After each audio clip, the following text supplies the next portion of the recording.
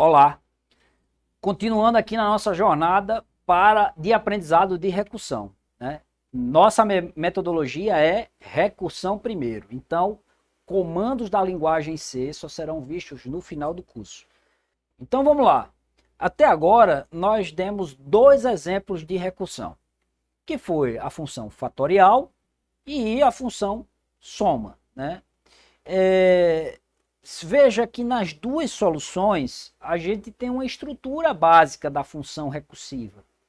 Eu tenho um if com uma condição de parada, né? E nessa condição de parada, quando ela for verdadeira, eu retorno o valor base.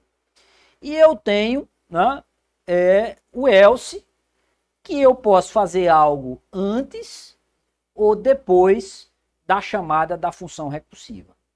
E essa chamada da função recursiva, normalmente você vai fazer alguma coisa na variável n.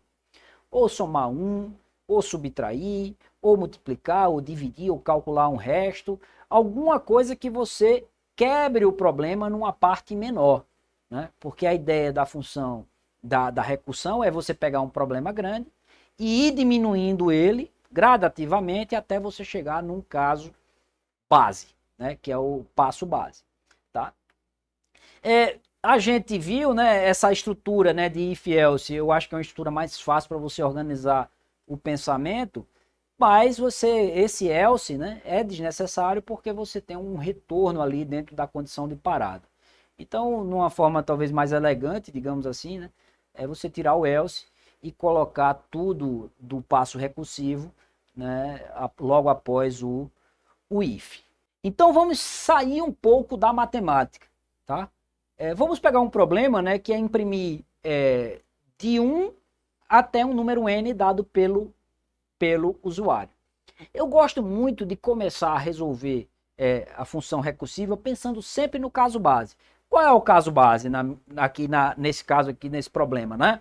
É quando n for 1, né? Porque né, de 1 até n, então quando n for 1 é o caso base.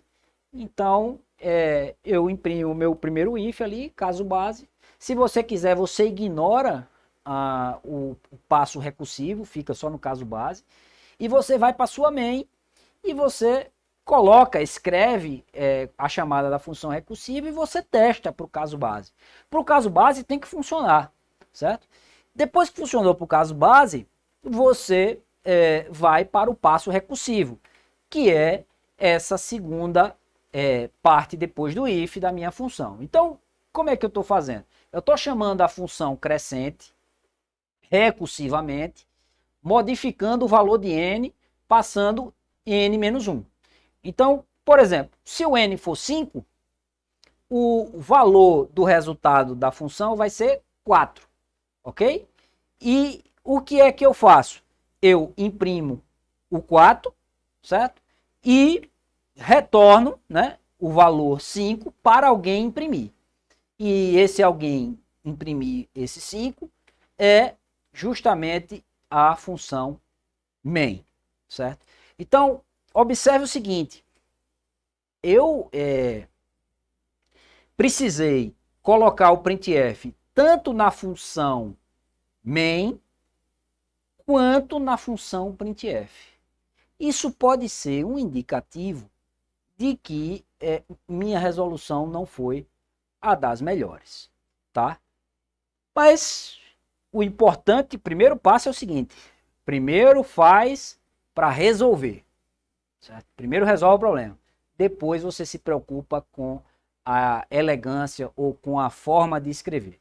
Eu venho alertando durante o curso que bons programadores fazem código fácil de entender por outro programador. O computador entende. Mas não adianta você ter um código muito bonito, elegante, bem escrito, se ele não resolver o problema. Então, primeiro vamos focar em resolver o problema, depois a gente foca em melhorar o nosso algoritmo, nosso programa. Então vamos lá, compilei, rodei para o caso base, 1, ele retorna 1, eu rodo para 5 e ele me imprime 1, 2, 3, 4, 5. Então observe o seguinte, eu dei exemplos matemáticos, mas apesar de ter semelhança, e muitas vezes você ter comportamentos idênticos. A função matemática não é a mesma coisa da minha função em C. Certo? E um exemplo disso é que no C, por exemplo, uma função não precisa retornar um valor.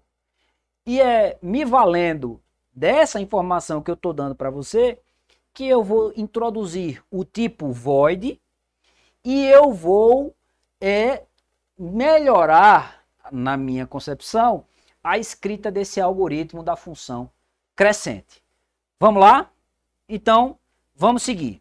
Primeira coisa, eu tenho aqui a minha função crescente na versão resolve o problema.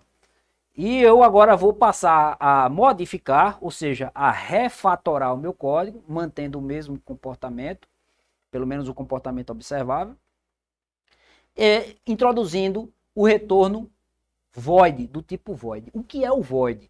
O void é o tipo vazio, é como se fosse o conjunto vazio, não existe valor para void. Certo? Então, em alguns casos ele é importante, o tipo void, como nesse caso dessa função. Eu não preciso retornar um valor, né? Eu preciso imprimir na tela.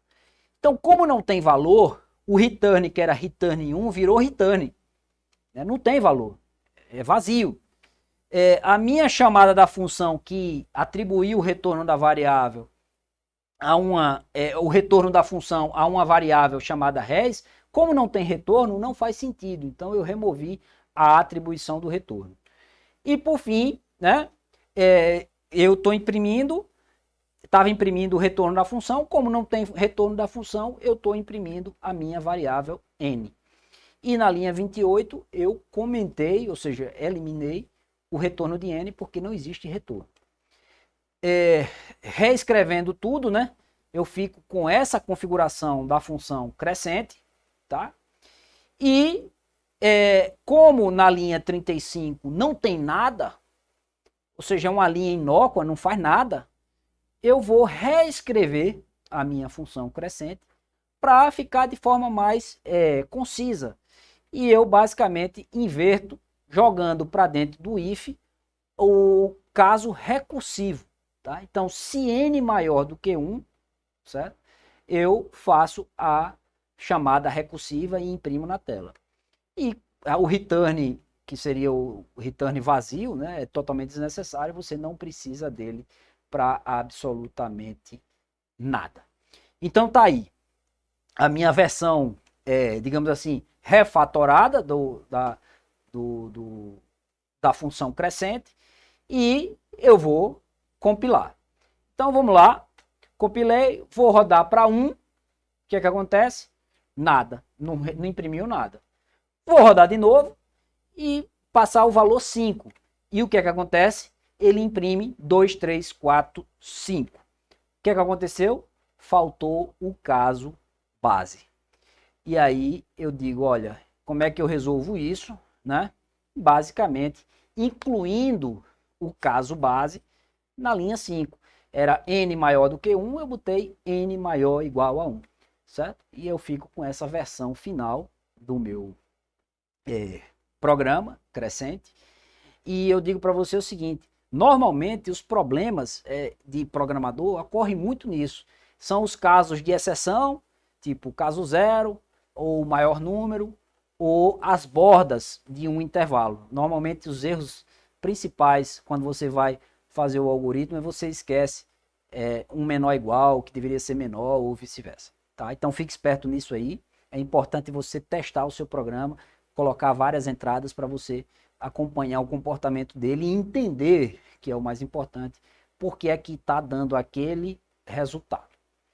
Vamos lá, compilando, rodando, eu passo 1, ele imprime 1, eu passo 5, ele imprime 1, 2, 3, 4, 5, certo? Então, funcionou.